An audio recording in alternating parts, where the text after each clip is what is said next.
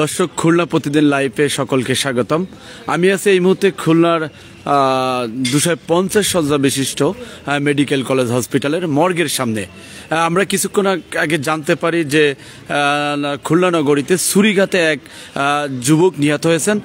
সেই সূত্র ধরে আমরা চলে আসি খুলনা মেডিকেল কলেজ হসপিটালের মর্গে এবং সেই যুবককে এই মর্গে রাখা হয়েছে। আমরা কথা বলবো তা নিহতের পরিবারের যে লোকজন আছেন তাদের সাথে, যে কীভাবে কোথায় কখন তাকে ছুরিঘাত করা হয়েছে এবং কখন মারা যায় ব্যাপারে আমরা নিহতের পরিবারের সাথে কথা বলবো। আপনি কি হন যে মারা গেছে, তার কি হন আপনি?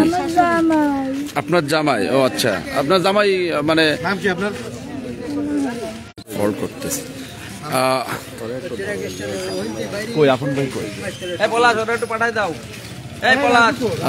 আপনার জামাই, আপনি কখন জানতে পারেন যে উনি মারা গেছেন? আপনার জামাইয়ের নাম কি? হ্যাঁ, তারপর বলেন আপনি কিভাবে জানতে পারলেন?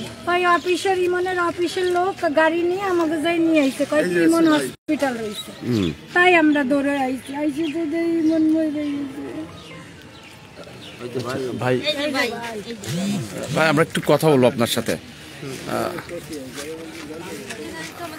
আপনি যে নিহত আলামিন মারা গেছে, এর কি হন আপনি? হ্যাঁ, তা আপনি কিভাবে মানে খবর পেয়েছেন এবং কি জানেন আমাদেরকে একটু বলেন। ফোনের মাধ্যমে খবর পাইছি, সেখান থেকে আমি ছুটে আসছি। আমার ভাই খুন হয়েছে, এর কোনো শত্রু নাই আমার জানা মতে। ও কোনো রাজনীতি করে না, কোনো করে না, ওর কোনো শত্রু নেই, চাকরি করে। এখন ও খুন হয়েছে, আমি এর সুস্থ বিচার চাই। আমি কিছু আপনার কি সন্দেহ করছেন কিছু, মানে কি কিছু মনে হচ্ছে? আমার কোনো সন্দেহ নেই, তবে খুন হয়েছে এটাই সত্য। কিভাবে, কোথায় খুন হয়েছে এটা একটু বলেন বিস্তারিত। তো 22 তলার সামনে বসে আমি শুনছি, আমি তো ছিলাম না ওখানে। বসে ওকে ছুরিঘাত করছে, ওখানে স্পট ডেথ হয়েছে। আপনার নাম? আমার নাম রাজু। আপনি ওর কি হন? বড়। দর্শক শুনছিলেন যে নিহতের ভাই, সে বলছিলেন যে 22 তলার সামনে কিছু সন্ত্রাসী তার ভাইকে ছুরিঘাত করে এবং সে ঘটনাস্থলেই মারা যায়, এমনটা বলছিলেন। কিন্তু কি কারণে কিভাবে মারা গেল এটার ব্যাপারে এখনো বিস্তারিত কেউ বলতে পারছেন না। আমরা আরও চেষ্টা করি যে তাদের স্বজনদের কাছে যে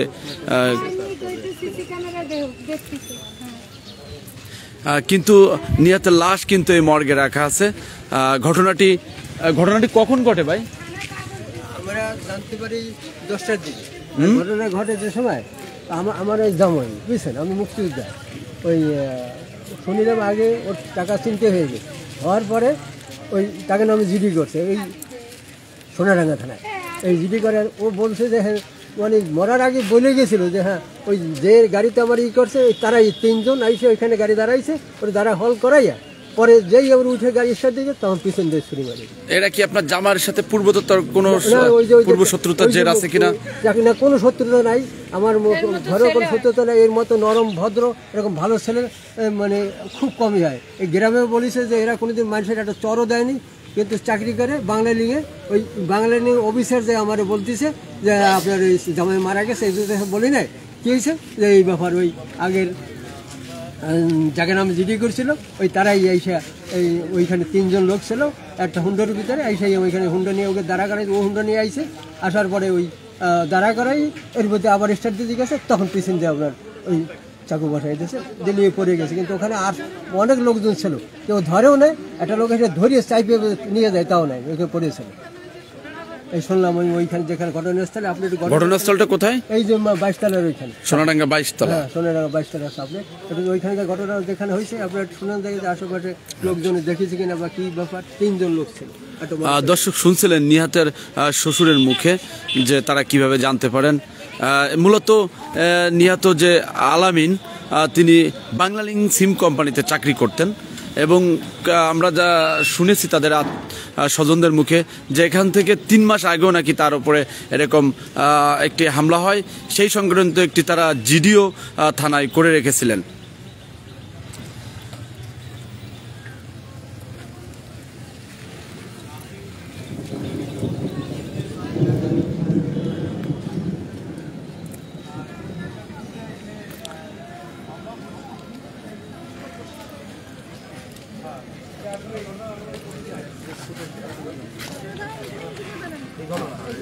এটা আমি আগে জানতাম না, এখন জানছি।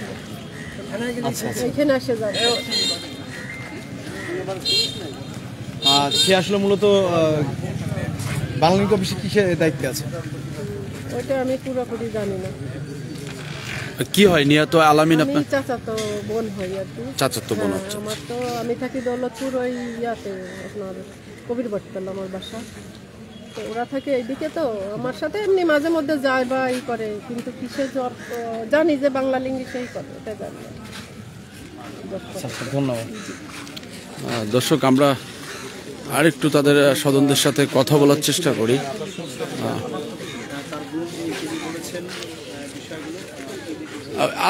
আলামিন বিবাহিত না? ওনার স্ত্রীর সাথে কথা বলতাম।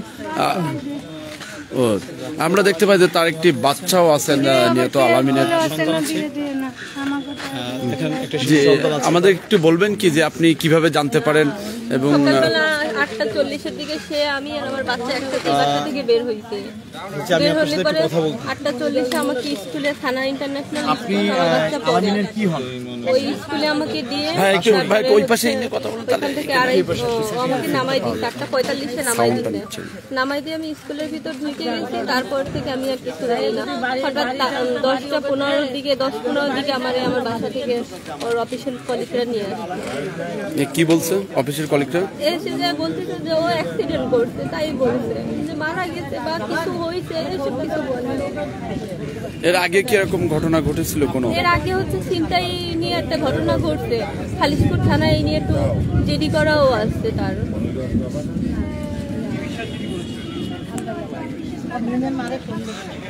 মূলত আপনার হাজবেন্ড কি করতেন, মানে কিসে? বাংলালিংকে জব করতেন। বাংলা কি মানে অফিসিয়াল নাকি বিজনেস? না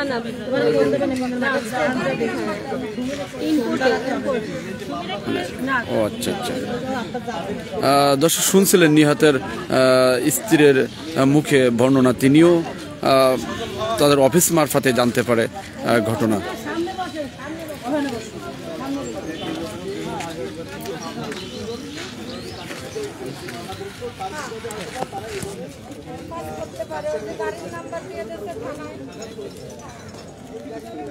দর্শক, আমরা চেষ্টা করেছি মূল ঘটনার আদ্যপন্ত জানতে। আমরা আপনাদেরকে জানিয়েছি তাদের স্বজনদের মুখে যে মূল ঘটনা, কিন্তু তারা স্বজনরা সুনির্দিষ্ট করে বলতে পারছেন না যে কে বা কাহারা এই হত্যাকাণ্ড ঘটিয়েছে, এবং তারা ওই আলামিনের অফিসের মারফত জানতে পারে যে সে মারা গেছেন। দর্শক, খুলনা প্রতিদিন লাইভে এতক্ষণ যারা যুক্ত ছিলেন সকলকে আবারও ধন্যবাদ জানাচ্ছি, এবং খুলনা প্রতিদিন লাইভটি যারা ফলো এবং লাইক শেয়ার দিয়ে করেননি দিয়ে রাখেন, এবং খুলনা সব অন স্পটের চলমান ঘটনা তথ্য পেতে আমাদের খুলনা প্রতিদিনের চোখ রাখুন। আর একটি কথা বলবো যে আমরা সবাই নিরাপদে থাকি, সতর্ক থাকি, ভালো থাকবেন, সুস্থ থাকবেন।